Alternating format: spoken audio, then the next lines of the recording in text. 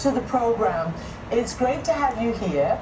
And as a fellow traveler and Iranian myself, of course, I'm really thrilled to be able to talk to you about this. But let's just start with your journey. You were born in Iran, and then, you know, you came to America.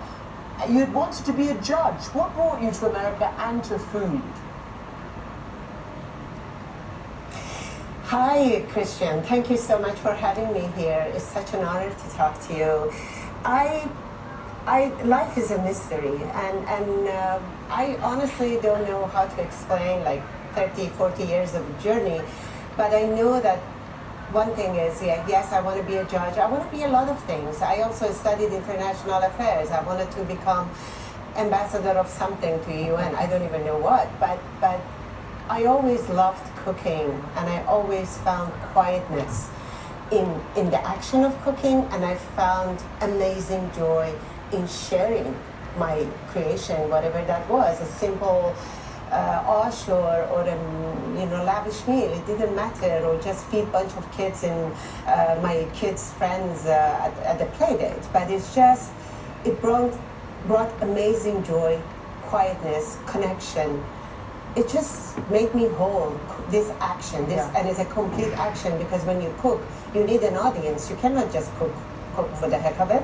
You need an audience, and that audience, how they receive the food, completes the circle. And Nasim, Iranian food is absolutely fantastic, as I know, and I've been, full disclosure, to your restaurant when it opened in 2018, and it is fantastic.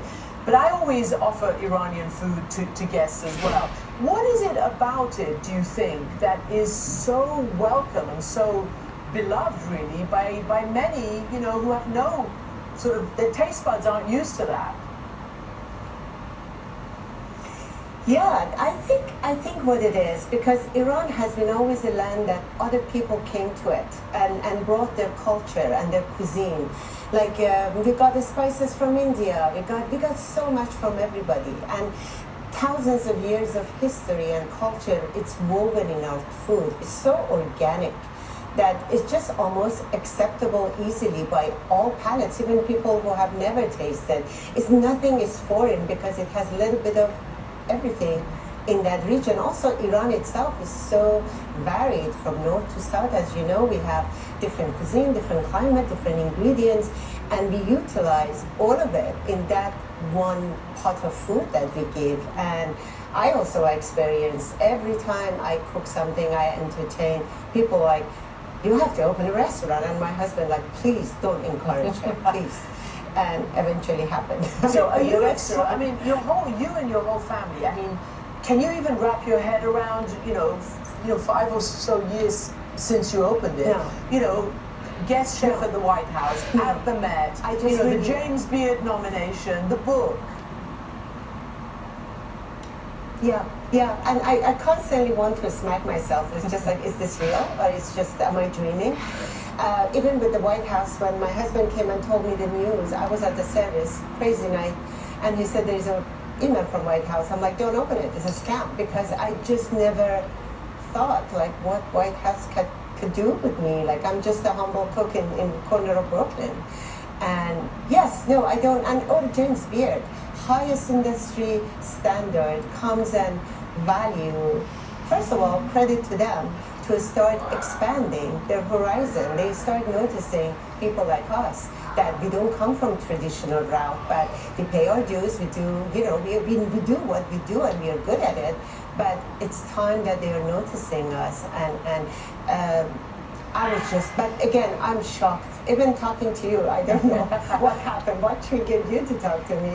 Well, you know, I like the food, I'm proud of a fellow traveler, and it's great to be able to share this. As your brother, who also works in your restaurant, said, the place is like an extension of your home, the sanctuary, hospitality is a very Persian characteristic. Tell me about what everybody always asks me, wow, I want that burnt rice, the tadi. It's very difficult to make, especially in restaurants, for a lot of people. But you do, right? Yes, I do. And they always complain that my portions are small, or why do I run out at like 9 o'clock before the last guests are sitting, because I just can make a limited amount. And it is difficult, but I notice also traveling around the world for food, I notice so many cultures have it. Koreans, Colombians, Brazilians, I can go on and on and on. So Puerto Ricans, Dominicans, they all have that, or Colombians, but Iranians, I think, took it to a whole different level in terms of how obsessive they are with their tahdig. And we can turn anything to crispy rice, any vegetable, nuts, herbs, anything. Anything can become a tahdig. And I do a simplified version of it because in a restaurant setting I can do more, but I occasionally do specials, and I can only do like 16 per weekend. It creates a problem with those who think they didn't get it, but it's delicious. It's like rice has a sweetness, and when it burns, it caramelizes. And if you take care of it with the ratio of the oil and the salt and the saffron and everything else you put in, you can create magic. Who doesn't like something semi-sweet, crispy, glistening? Yeah. Just like, yeah. So do you know? When we were kids, there was always a fight. Go ahead. No, you go ahead. Go ahead.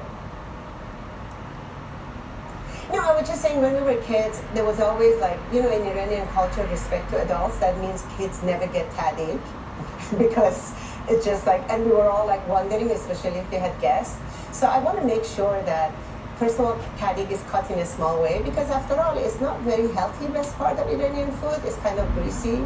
But also, I want to make sure that everybody gets to enjoy a little bit of it. And it's an honor. It's also such a joy to see you open TikTok. I'm not a TikTok person, but I see it's an explosion of tahdig on TikTok, on Instagram. It's just fascinating how far we have come as a nation, from hostage takers to pioneer of current food trend.